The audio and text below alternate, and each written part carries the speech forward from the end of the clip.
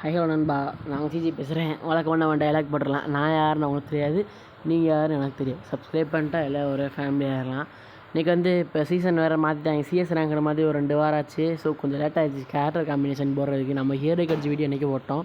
So நீங்கள் CS கொஞ்சம் ஒரு தரமான கேரக்டர் காமிச்சினு அதுக்கு முன்னாடி பார்த்துக்கலாம். இன்னும் ஒரு இன்ஃபர்மேஷனு. ஸோ அந்த சேனலில் வீடியோ கொஞ்சம் முன்ன பின்ன வரலாங்க. ஏன்னா நாளைக்கு எனக்கு ஸ்கூல் ஸ்டார்ட் ஆகுது.